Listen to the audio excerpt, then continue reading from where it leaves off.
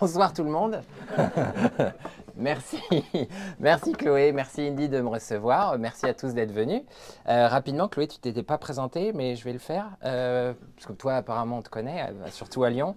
Je viens de plus loin, donc je suis Cédric, je suis le directeur support client chez Doctolib depuis 5 ans maintenant. Et avant, j'ai fait beaucoup de services clients dans plein de boîtes. Vous pourrez aller voir mon LinkedIn, il y en a beaucoup, et ça durait très longtemps de les citer. Doctolib, alors, vous connaissez, mais quelques chiffres quand même, parce que souvent, vous connaissez surtout en tant que patient, et ce que les gens oublient, c'est que vous n'êtes pas les clients de Doctolib, vous êtes les utilisateurs, les patients des clients de Doctolib, et ce n'est pas quelque chose qui est souvent dans l'inconscient collectif très clair. Donc aujourd'hui, Doctolib, c'est sur 3 pays, France, Allemagne, Italie. Au total, c'est 340 personnels de santé sur les 3 pays. À la louche, c'est 70% en France encore notre chiffre d'affaires. Donc tous les chiffres, vous pouvez faire ce ratio-là. 70 millions de patients, 2800 Doctolibers. Et c'est pareil quand on était... Enfin, moi, je ne suis pas arrivé quand on était 50, je suis arrivé quand on était 500, mais c'était la même question. Vous allez avoir du mal à devenir plus gros. 15 millions de rendez-vous pris en ligne chaque mois. Pas mal de téléconsultations. Et ce qu'on commence à... on commence à sortir un peu de tout ce qui est rendez-vous et téléconsultation, parce que ce qui est important à savoir aussi, et ce que les gens ne savent pas, c'est que depuis un an et demi maintenant, on a lancé donc un deuxième produit. Tout le monde nous connaît pour l'agenda en ligne et la prise de rendez-vous, mais aujourd'hui, on est lancé sur le marché de la gestion du cabinet. Donc tout ce qui est compta, tout ce qui est télétransmission, tout ce qui est gestion du dossier patient, donc tout le système d'exploitation des professionnels de santé pour vraiment les aider au quotidien. Alors, ah oui, on y va direct. Non mais c'est le sujet. C'est ma presse, hein, je vous rassure. Oui, alors le service client, le but de ce meet-up, c'était un peu de creuser le métier du care, le métier du service client. Donc je vais vous parler un peu de ma vision du service client, et ça tombe bien, je la partage avec Chloé, donc c'est ça qui est intéressant. Et qu'est-ce que c'est qu'être support client? Bon, chez Doctolib ou dans les équipes que j'ai eu la chance de piloter au fil des années. Donc je vais vous présenter le parcours du service client chez nous pour que vous voyez à quoi ça ressemble. Donc nous, nos clients, c'est les professionnels de santé qui sont tout à gauche. On est organisé avec la frontline, donc tous les gens qui répondent vraiment et qui sont en contact du client au premier contact. Et par rapport à la question, est-ce qu'on est organisé en portefeuille, je peux y répondre aussi. Non, mais c'est la même réponse que Chloé, on est organisé par type de client. Alors pas médecin, kiné ou infirmier, parce que pour le coup, ils ont à peu près la même utilisation du produit, mais plutôt par type d'organisation. Donc, est-ce que c'est un praticien solo? Est-ce qu'il est organisé dans un petit cabinet? Donc, il fonctionne ce qu'on appelle avec des API, donc qui fonctionne interconnecté avec d'autres logiciels. Est-ce que c'est un hôpital ou est-ce que c'est un grand centre de santé, ce qu'on a appelé HCC, ou est-ce que c'est un patient? On a quand même une ligne de support pour les patients. Nous, c'est facile, on est ouvert la semaine, parce que les médecins travaillent rarement le week-end. Et donc ça, c'est notre frontline. Après, on a des équipes d'escalade je ne vous fais pas le détail, mais c'est tout ce qui est problème un peu plus compliqué qui mérite de passer un peu plus de temps. Et au téléphone, ce n'est pas facile à régler. Donc tout ce qui est situation contractuelle, escalade de bugs techniques ou tout ce qui est upsell, problème sur la page du profil ou ce genre de choses. Et enfin, on a une équipe transverse sur tout ce qui est monitoring de la qualité, comme tout le monde. Donc très très classique. Ça c'est au niveau pays. Oui, au niveau pays. Et au niveau global, on a une équipe qui nous chapeaute globalement, qui s'occupe de tout ce qui est outils et de tout ce qui est data. Donc voilà, ça c'est pour donner le contexte dans lequel on travaille. Non, je prendrai les questions après, je pense, c'est plus simple. Alors, pour vous donner un peu les KPI, les indicateurs qu'on suit. C'est ce qui rythme le quotidien du service client, c'est ce qui rythme le quotidien du conseil du service client. Et nous, on est très focalisé sur le NPS. Donc, c'est un indicateur. Est-ce que tout le monde connaît le NPS? Non, levez la main ceux qui ne connaissent pas le NPS, pas de problème, il n'y a pas de honte. Le NPS, ça s'appelle le Net Promoter Score. C'est une enquête qu'on envoie Alors nous, on l'envoie tous les 6 mois, c'est-à-dire à votre date anniversaire, tous les plus 6 mois et ainsi de suite. On vous envoie une enquête. On vous pose la question type du NPS qui est: est-ce que vous recommanderiez Doctolib à vos amis, collègues? Donc cette question, en fait, vous la connaissez. Et c'est ce qu'on appelle le NPS. Vous répondez de 0 à 10. De 0 à 6, on considère que vous êtes un détracteur. De 7 à 8, que vous êtes plutôt neutre. Et de 9 à 10, que vous êtes promoteur. Alors pourquoi une telle dichotomie en beaucoup de gens qu'on appelle des détracteurs et peu de gens qu'on appelle des promoteurs? C'est par rapport à la phrase que vous connaissez tous. Quand vous n'êtes pas content d'un service, vous en parlez à 10 personnes. Quand vous êtes content d'un service, vous en parlez à une personne. Donc on veut vraiment être très très fort. Et donc on considère vraiment que c'est les 9-10 qui vont en parler à beaucoup, qui vont réussir à compenser les 0 à 6. Donc c'est vraiment un indicateur de recommandation. Et pour nous, c'est très important sur un marché où, de toute façon, on est sur un marché qui est très réglementé. On travaille sur des données sensibles et donc la confiance est très importante. Et c'est pour ça que la recommandation aussi est importante. Il faut que les gens nous fassent confiance assez pour le recommander à leurs collègues. Au-delà de la question de base du NPS, on a 4 piliers. Le ROI, donc vous voyez les questions, je ne vais pas vous les lire, mais c'est des items, c'est des critères par rapport à la valeur qu'on veut donner qui sont importants à suivre. Nous, bien évidemment, au service client, on s'occupe très principalement de cette question et suite à ça, on fait tout ce qu'on peut pour s'améliorer. Donc je pars tout de suite sur un exemple. Le NPS, donc on reçoit, comme vous voyez, les commentaires dans notre Slack. On a un Slack où tous les NPS tombent tout le temps. Alors j'entends des « Ah, c'est bien ». En fait, est-ce que c'est bien? Alors, par exemple, vous ne récompensez pas du tout la fidélité des patients. Je pense qu'il voulait dire des clients, parce que la fidélité des patients, ce n'est pas trop une bonne nouvelle. Je trouve que les augmentations de prix ne se justifient pas, grand classique. Facilité de prise de rendez-vous entraîne une surconsommation médicale. Enfin bon, c'est des trucs assez classiques. Et alors nous, ce qu'on faisait avant avec ça, j'avais une équipe, j'ai déjà donné la réponse dans ma phrase, mais j'avais une équipe qui s'occupait de rappeler tous ceux qui laissaient des commentaires pour essayer de comprendre. À main levée, est-ce que vous pensez que c'est une bonne idée? Bon bah voilà, non mais non. Non mais à votre avis, vous avez le droit d'avoir un avis différent du mien. Nous on le fait. Voilà. Et je trouve que c'est pas une bonne idée. Alors, c'est bien sûr que c'est une bonne idée dans le sens où c'est très important d'aller chercher les raisons de mécontentement. Là où c'est une mauvaise idée, c'est parce que vous le faites sans doute encore à petite échelle. Moi, je vous rappelle que j'ai 200 000 clients et des trucs comme ça, j'en ai beaucoup qui tombent tous les jours.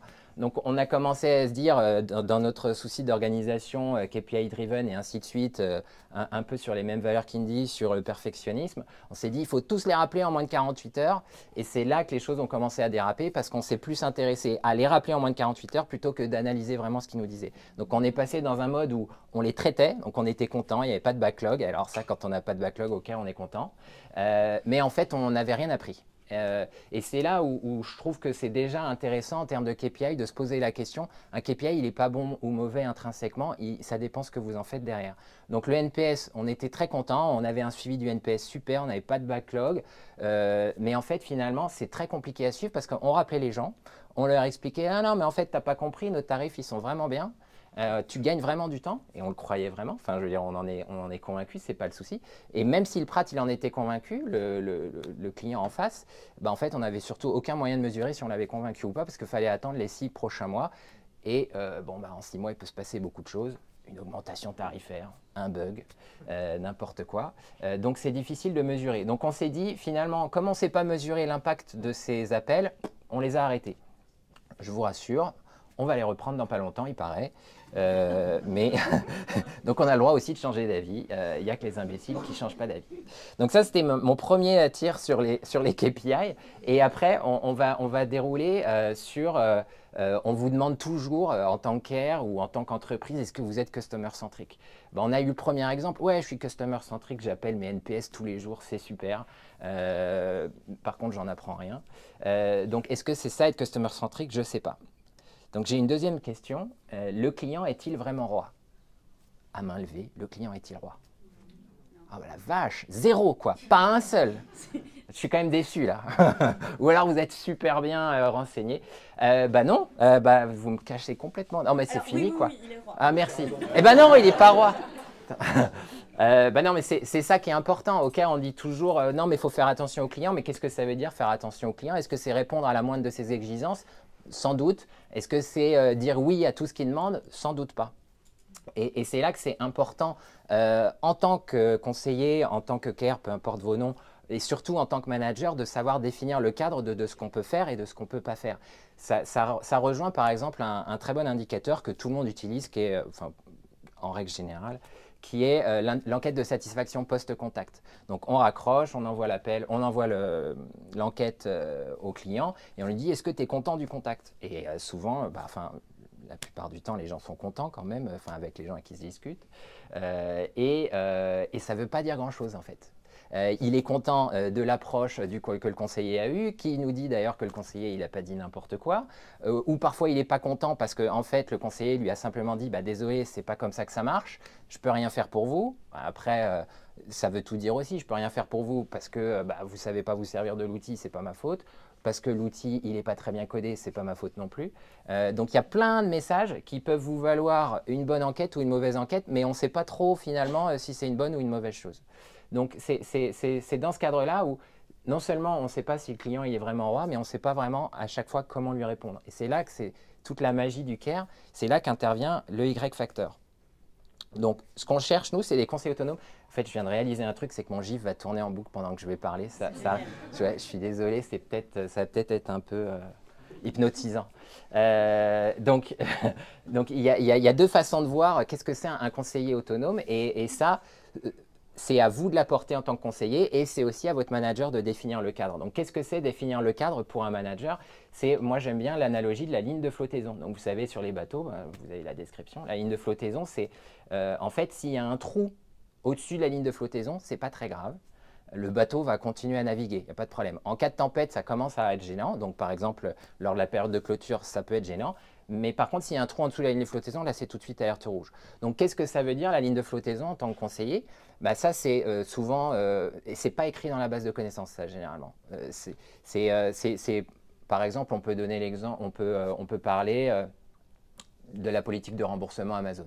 C'est un exemple très facile, mais si vous êtes au téléphone avec un conseiller, alors bon, prenons autre chose qu'Amazon, n'importe quoi.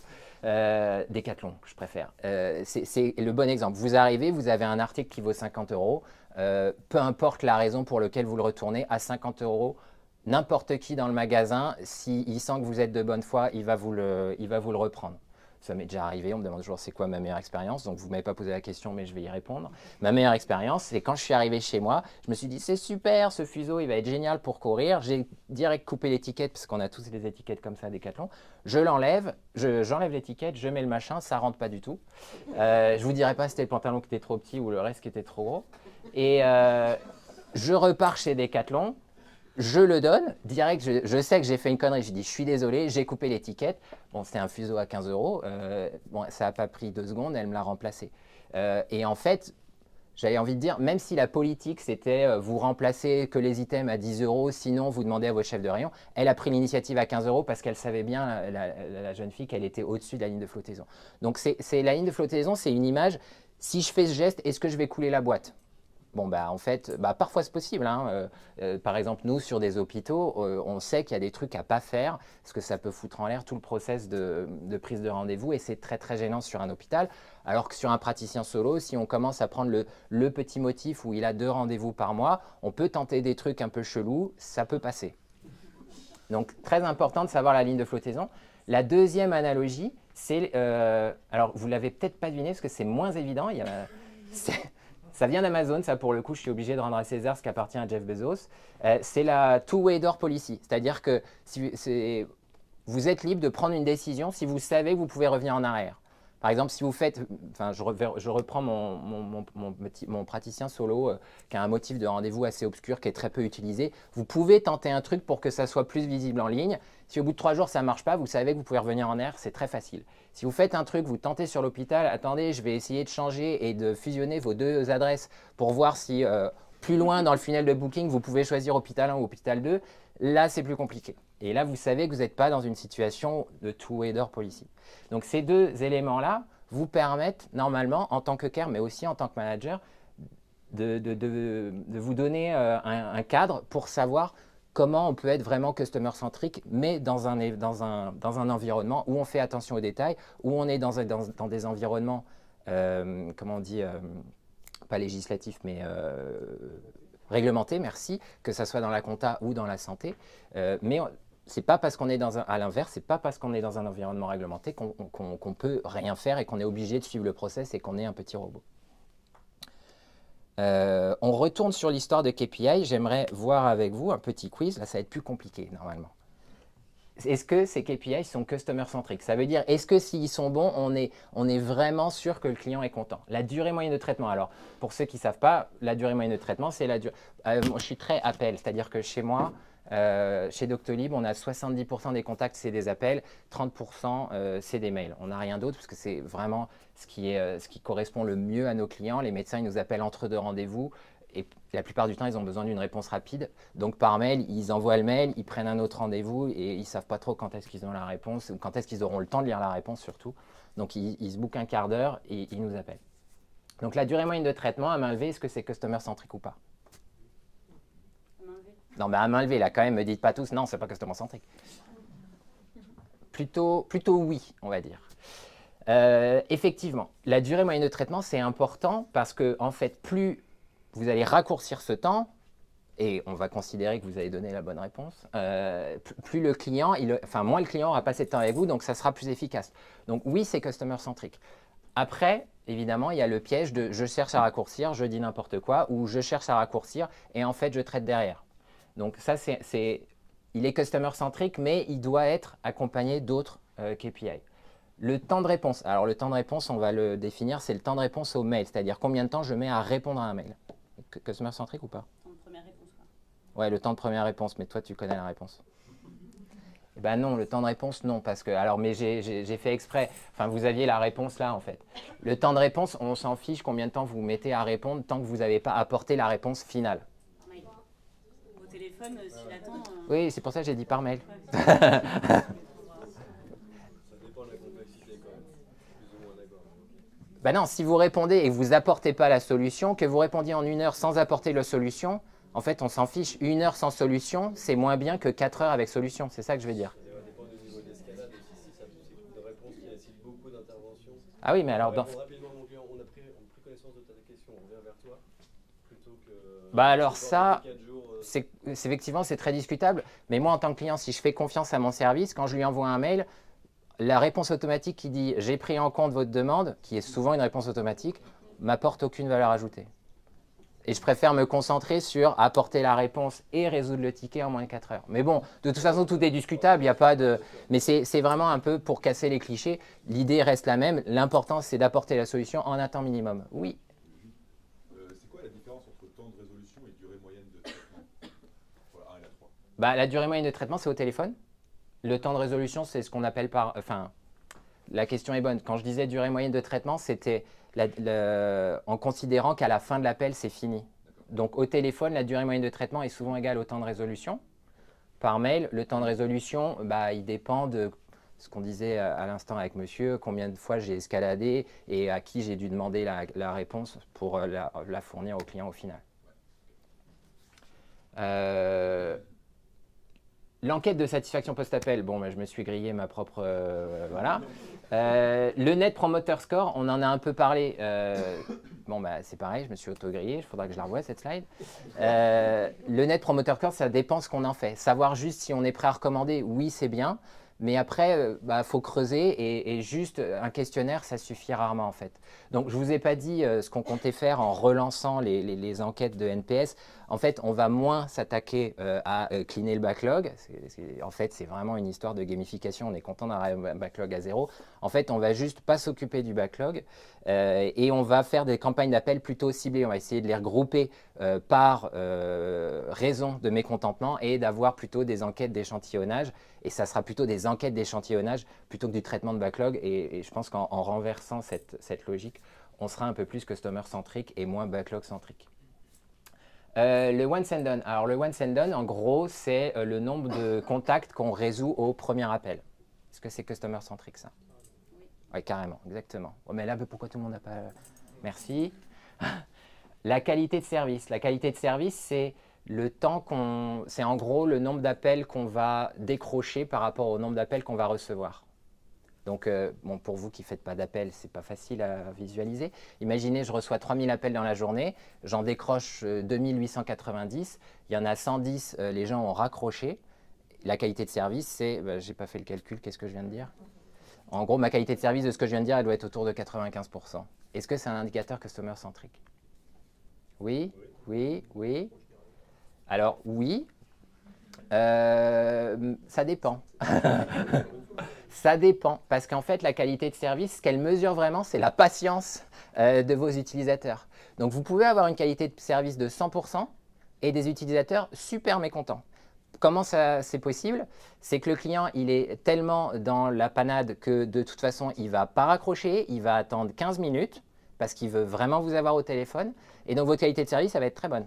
Par contre, vous allez vous faire allumer au téléphone. Donc, en fait, ça dépend. Et surtout, ce que je veux vous faire comprendre, c'est qu'un KPI tout seul, il ne sert à rien. La qualité de service, franchement, c'est un indicateur, on l'utilise dans les centres d'appel depuis que je travaille, donc depuis plus de 20 ans et sans doute avant moi. Et en fait, ça ne veut pas dire grand-chose. Donc, c'est vraiment un indicateur de la patience ou de la résilience de vos clients par rapport à votre temps d'attente. Le temps moyen de décrocher, c'est donc le temps moyen avant lequel vous décrochez le téléphone. Oui, non? C'est un peu similaire, non? Non, le temps moyen de décrocher. Je suis nulle en téléphone. Ah oui, c'est vrai, ça se voit. Le temps moyen de décrocher, oui, c'est customer-centric. Parce que là, pour le coup, peu importe si le client il est patient ou pas, si vous répondez en moins de 10 secondes, eh ben, en moins de 10 secondes, vous l'avez au bout du fil et là, il est content. Donc, pour info, justement, chez Doctolib, on se focalise vraiment là-dessus. Alors après, il y a une relation évidente. Plus vous êtes rapide, plus la qualité de service va monter. Mais vous êtes sûr qu'elle ne va pas monter parce que vos clients sont patients, elle va monter parce que vous êtes rapide à répondre. Donc nous, on répond à 80% en moins de 30 secondes. Oui. Je suis chiant, mais le temps Non. moyen pour décrocher, c'est quoi la différence entre le temps moyen pour décrocher et le temps de réponse par email? Le canal. Le temps de réponse, C'est le canal. Oui, mais si je réponds vite mais que je n'ai pas la réponse, est-ce que c'est customer centric? Oh, c'est un bon point. Mais il se trouve que nous, au téléphone, on résout plus de 80%, 83%, on les résout au téléphone au premier contact. Donc, c'est pour ça que le temps moyen de décrocher est important. Mais sinon, le point est très juste, hein. Si on décroche vite et qu'on dit j'escalade, merci, au revoir, ça ne sert à rien, ça revient à la question de monsieur. J'ai juste pris en compte la demande et je me suis débarrassé du truc. Donc, on est bien d'accord. Ça reboucle sur un indicateur ne sert à rien tout seul. Le contact ratio, c'est le taux de contact. Le taux de contact, c'est le nombre de contacts que je vais recevoir divisé par mon nombre de clients. Donc, ça rejoint la question que quelqu'un a posée à Chloé. Est-ce que l'équipe Care monte parallèlement au nombre de clients? Le but du jeu, ce qu'on dit tous, la scalabilité, ce que toutes les startups cherchent, c'est que ça ne soit pas le cas. Sinon, on n'a pas un modèle scalable parce que ça veut dire que l'équipe grossit, enfin les coûts grossissent en même temps que les revenus. Ça n'est pas intéressant. Le taux de contact, moi, je vais donner la réponse, c'est con ça. Non, mais c'est pas grave. Le taux de contact est intéressant parce que normalement, plus on grossit et plus on aime que le taux de contact baisse. Comme ça, on a plus de clients, mais ils nous appellent moins par client. Est-ce que ça, c'est un indicateur customer-centric? Oui. Merci. Parce qu'en fait, c'est intéressant de savoir si les clients ont besoin de nous appeler. Donc, par exemple, Chloé disait, les clients, ils ne nous appellent pas tous. Ben, en fait, ceux qui ne nous appellent pas, généralement, c'est qu'ils sont contents. Et ceux qui nous appellent, alors je ne sais pas exactement pour Indy, mais pour Doctolib, ceux qui nous appellent, généralement, ils ne sont pas contents. Parce qu'en fait, on n'est pas censé, enfin quand on paye un service, ce n'est pas pour appeler le service client. J'allais dire même les banques aujourd'hui, avant on devait appeler sa banque pour faire un virement. Bon, c'était avant, vous avez très peu de gens ont connu ça dans la salle. Mais il y a peu de services où un appel est transactionnel, où on va dire, ce n'est pas quelque chose qu'on aurait pu faire tout seul. Je n'ai jamais d'exemple de ce truc-là où un appel, on peut appeler dans une relation tout à fait normale et l'appel est… Pardon? Ouais. Ouais. Ça marche pas trop dans mon exemple, mais ouais, la résiliation, c'est un appel normal. Mais ce que je veux dire, c'est que logiquement, encore une fois, une phrase de Jeff Bezos, désolé, mais il dit le meilleur service, c'est quand il n'y a pas besoin du service. Donc, quand vous n'avez pas besoin d'appeler votre service client, vous êtes généralement très content. Donc, le taux de contact en lui-même, c'est un indicateur de satisfaction. Et ça, c'est vraiment clé à faire comprendre, parce que, c'est un driver de coût énorme pour les sociétés SaaS, et 2, c'est un indicateur de satisfaction. Donc, c'est vraiment pour moi un indicateur vraiment magique. Et le dernier, le Customer Effort Score, c'est le petit nouveau qui essaye de détrôner le NPS mais qui n'y arrive pas. Le Customer Effort Score, c'est la question que vous avez sans doute déjà vue qui est est-ce que vous avez eu du mal, enfin, on vous a résolu le problème et à la fin, notez votre effort pour avoir eu la réponse à votre problème, de 0 à 10. Vous avez déjà vu cette question? Bah, oui, c'est très difficile à répondre. C'est pour ça que c'est pas une question. La réponse était non, c'est pas customer centric, parce que c'est très subjectif. Alors, ça permet dans des grandes largeurs, par exemple, ça marche assez bien. C'est Carrefour qui fait ça, si je ne dis pas de bêtises, où il place cette question au fur et à mesure de votre process quand vous faites vos courses en ligne. Et en fait, vous ne l'avez pas à chaque étape, vous ne l'avez pas à toutes les étapes, et vous ne l'avez pas à chaque fois. Et donc, il cible, et pour un panel de clients, c'est une espèce d'A/B test multiple, c'est-à-dire que pour un panel de clients, ils vont poser cette question quand vous êtes juste avant le panier. Après, pour d'autres clients, ils vont poser cette question juste après le panier, avant les choix de livraison. Donc, comme ça, ils ont des Customer Effort Score vraiment à des moments ciblés, ce qui permet d'avoir déjà l'indicateur beaucoup plus précis et ils ont quand même une première idée dans le funnel pas de booking, dans le funnel de commande, de shopping, quelle est l'étape où les gens ont l'impression de passer trop de temps. Donc c'est là où il est intéressant, mais très difficile à manipuler. J'ai une question sur le temps moyen de décrocher ou pas. Prenez en compte le SVI ou pas? On n'en a pas, nous. Donc, mais non, normalement, on ne le prend pas en compte. Nous, on le prend en compte sur le chat. Enfin, pas dans nos KPI, mais pour le client, en fait, Bah, ça dépend en fait aussi, la question était est-ce qu'on prend en compte le SVI dans le temps de décrocher? Ça dépend à quoi sert le SVI. Si c'est juste un SVI où vous avez des choix pour vous identifier, c'est vraiment, on en revient un peu au temps utile avec le client. Si c'est utile au client, par exemple, on essaye de lui répondre. Alors en SVI, c'est très fatigant, donc c'est pour ça qu'on ne le fait pas. Alors SVI, c'est serveur vocal interactif, c'est taper 1 pour avoir Chloé, taper 2 pour avoir Cédric. Et donc, si c'est des questions très basiques, il faut les prendre en compte parce qu'elles sont gênantes pour le client. Si c'est des questions qui permettent d'améliorer son traitement ou parfois de lui transmettre les bonnes informations tout de suite, là, on considère que c'est du traitement, donc c'est déjà décroché. Ouais, mais normalement, ça se pilote à part parce que surtout, le temps de décrocher, il est intéressant à savoir par rapport à combien d'agents on a face au nombre de clients. Le temps dans le SVI, ça va dépendre du parcours qu'il prend et vaut mieux les séparer surtout. En fait, les deux sont pilotables à partir du moment à qui est-ce qu'on s'adresse, si on regarde la performance du conseiller ou si on regarde ouais, c'est pour mesurer deux choses différentes, tout à fait. Et on va finir, enfin je crois que c'est l'avant-dernière. Encore, c'est celui-là que je pensais où c'est hyper hypnotisant quand même. Hein. Non, il ne s'arrête jamais. Et en fait, il est en boucle. Hein. Qu'est-ce que je voulais vous montrer avec ça? Pour moi, ça c'est quoi votre base de coût? C'est Mayday? Ouais. Ça, c'est Mayday. C'est ce qui vous permet de ne pas faire d'erreur. C'est normalement la ligne de flottaison, vous tombez jamais en dessous. Ça, c'est le Y-factor. Donc, en fait, le métier du manager, c'est de vous donner un trampoline, un filet de sécurité pour que vous ne puissiez pas vous tromper. Après, à vous de savoir utiliser le trampoline et pas tomber à côté.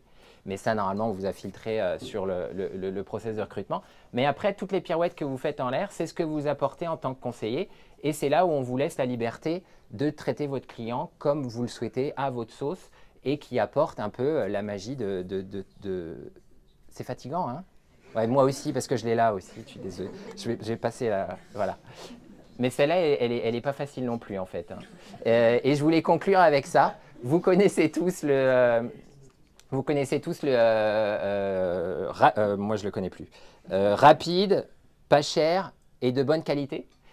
Donc, ça n'existe pas. Sauf que nous, on peut le faire sur la customer centricité. On l'a vu avec les KPI.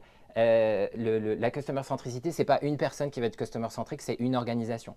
Donc c'est très bien de donner, on dit souvent qu'il faut que les conseillers soient autonomes, qu'ils aient le pouvoir de rembourser. Moi j'aime bien aller chez Decathlon, parce qu'en fait moi c'est l'exemple que j'ai vraiment vécu, mais vous pensez bien qu'en tant que directeur service client, on me dit « ouais, il faut que les clients Doctolib, c'est comme chez Decathlon, il faut qu'on puisse les rembourser ».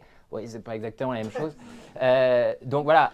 On ne peut pas rendre une frontline, un centre d'appel des conseillers autonomes si derrière, on n'a pas les bonnes mesures, qu'on n'a pas exactement compris ce que veulent nos clients et qu'on n'a pas un process de feedback continu avec les clients et le produit. Parce que rendre les conseillers autonomes, c'est la mission de toute l'entreprise pour mieux servir les clients et au final avoir une entreprise customer-centrique.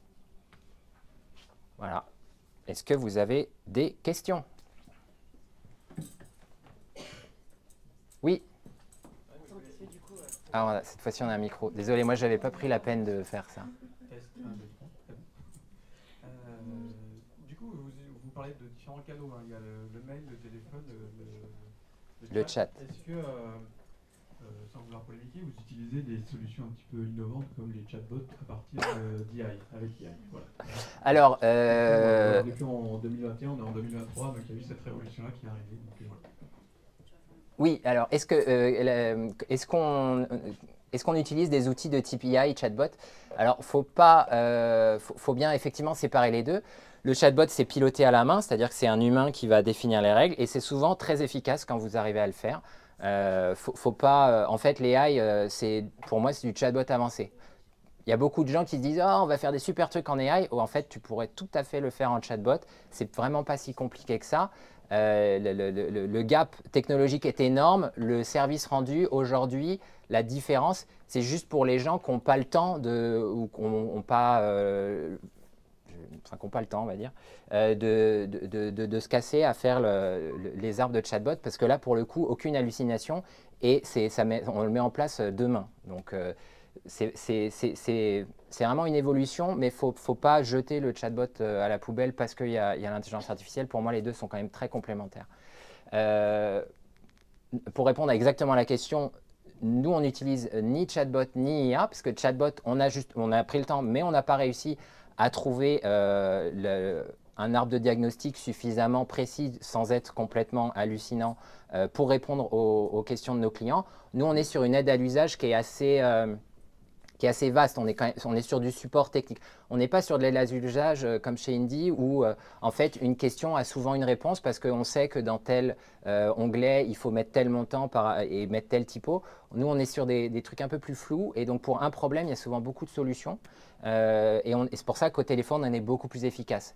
Et ça veut souvent dire, quand on est très efficace au téléphone et très peu par mail, ça veut souvent dire qu'on n'est pas structuré ou tout du moins notre support ne peut pas être mis dans un chatbot. Après, pour répondre à la question de l'IA, déjà quand on part avec ce constat-là, l'IA va peut-être aider, mais pas beaucoup non plus, parce que l'IA n'est pas finalement plus intelligente qu'un humain. Donc si on n'arrive pas à le faire en tant qu'humain avec de l'écrit, l'IA ne va pas y arriver forcément. Je ne me prononcerai pas pour Indie, je pense que l'IA pourrait aider. Enfin, si vous utilisez Mayday, ils ont un moteur intégré dedans, donc vous allez sans doute y passer. Moi, je suis effectivement en train de le tester, mais je suis plutôt en train de le tester pour aider les conseillers plutôt que pour aider le client, notamment pour cette problématique d'hallucination sur des métiers réglementés. Je ne sais pas qui m'avait aidé, mais merci, ça m'a aidé 2 fois. Interdit d'avoir une hallucination. Donc c'est très compliqué. En fait, personne ne pourra nous dire l'IA vous fait 0% d'hallucination. Et moi, sans un 0%, je ne peux pas produire ce truc vers les clients. Ça répond à la question? D'autres questions? Ouais. Vous avez des plateformes intégrées? Vous avez une plateforme Non, allez-y, c'est maintenant que c'est lancé. Est-ce qu'on a des plateformes intégrées, c'est-à-dire? Est-ce que vous avez une plateforme CRC intégrée ou pas? Ou est-ce que vous sous-traitez? Ah, oui, est-ce qu'on sous-traite? Oui, moi, vous aussi. Oui, pour vous donner une idée, mon équipe, c'est 280 personnes au total, dont un peu plus d'une centaine qui sont externalisées, avec un partenaire d'outsourcing, ouais. Rebondir sur le Customer Effort Score. Ouais. Donc là, si je me rappelle, vous avez dit, on pose la manière dont c'est fait aujourd'hui, dans la plupart des logiciels, c'est on pose une question au fur et à mesure, ou peut-être à la fin, et cette Ta réponse n'a pas une grande valeur, en gros, à moins que ce soit très bien fait, etc. Mais j'essaie de comprendre, est-ce qu'il serait possible de, plutôt que de demander, de juste prendre les données, c'est-à-dire si la personne est en train de faire un onboarding, mais sur le logiciel, juste, allez, c'est parti, on traque combien de temps ça prend, combien de clics, combien de ça. Parce que là, c'est assez factuel, il n'y a pas trop de... Oui. Est-ce que ça, du coup, ça deviendrait customer-centric pour une équipe de dire, oula, il prend beaucoup de temps, il faut l'appeler. Ou alors, c'est passé aller très très vite, à mon avis, ça, c'est un client qui peut faire pas mal de choses. Alors, pour répéter la question pour la vidéo, est-ce que le Customer Effort Score, on ne pourrait pas le mesurer sans la subjectivité et on ne pourrait pas se servir des datas d'usage du client, en fait? Si. La question, c'est qu'il y a, là, pour le coup, l'IA peut aider parce qu'il y aura beaucoup de data et savoir s'il a mis du temps ou pas mis du temps, bah, ça va dépendre exactement de ce qu'il a voulu faire. Donc, c'est là où il faut être très précis. Et là l'IA peut nous aider à clusteriser, à catégoriser et à trouver les bons use cases pour dire là, il a mis 30 secondes, il est dans la moyenne des gens qui ont fait exactement la même chose sur son parcours. Et ça, effectivement, c'est j'allais dire c'est l'avenir. C'est quelque chose qu'on essaye de réaliser. Enfin, ça s'appelle un score d'usage. Beaucoup de gens essayent de l'utiliser. On a du mal à le stabiliser. Trouver un score qui correspond à tout. Voilà, parce qu'après, le score va avoir une valeur absolue et ça va être dire de le benchmarker. Alors, impossible avec une autre boîte et même à l'intérieur de ta propre entreprise, entre un kiné et un médecin, c'est difficile. Oui. C'est quoi ce que vous avez mis en place dans les 2 dernières années, que ce soit technique, social, organisationnel, dont vous êtes le plus content? Oula, on part dans la... Oh là, non. C'est moche. C'est moche, Grégoire, c'est très moche. Non, depuis 2 ans, j'ai externalisé. Ça, c'est un succès parce que ça soit social ou justement en termes de scalabilité, nous, on n'a pas... Enfin, notre contact ratio, il descend beaucoup, pas à la hauteur de mes espérances qui sont très élevées. Mais donc, ça permet justement socialement et humainement de grossir l'équipe sans avoir d'être obligé de prendre une tour entière comme ça et de rester sur un étage. Ce qui est quand même très pratique. Et surtout, en termes humains, c'est pas facile à l'intérieur d'une société telle que Doctolib, même dans une société telle que Doctolib, d'offrir des plans de carrière à tout le monde. Donc, on va recruter plein de gens et socialement, après, ça va être un peu compliqué à gérer. On n'est pas une boîte à vocation à grossir énormément. On l'a bien vu historiquement. Justement, moi, j'ai été traumatisé par ça. Chez SFR, je suis arrivé, ils avaient 3000 conseillers internes. Je suis reparti. Alors, ce n'était pas lié à moi. J'ai participé au projet. Ils n'en avaient plus que 500. Et donc, moi, je fais tout pour éviter d'arriver à cette situation de 3000 conseillers. Hop, on redescend à 500. Donc, j'ai mis un cap, un capping, une limite pour avoir une équipe interne d'une certaine taille. On s'occupe des problématiques à haute valeur ajoutée, les nouveautés produits, le reste, tout ce qui est industrialisé, où le trampoline il est hyper bien défini, on sait que personne ne peut tomber à côté, on peut l'externaliser au BPO. Ça, c'est le premier point. Et comme vous en avez demandé 2, la deuxième, c'est Mayday, la base de call. J'en suis très content. C'est un point clé, un pivot justement, encore une fois, pour définir le cadre. C'est important que les conseillers puissent se référer à quelque chose de très clair. Et Mayday, c'est une base de connaissances très efficace pour ça. On est bon? Oui? Non, on n'est pas bon. Est-ce que le Covid a eu un impact sur la partie care? Oui. Voilà, oui. Est-ce que le Covid a eu un impact? Oui. Alors, de 2 façons. La première, le télétravail, évidemment. Alors, nous, on a eu de la chance. On a eu de la chance. À Paris, en décembre, souvent, c'est les grèves.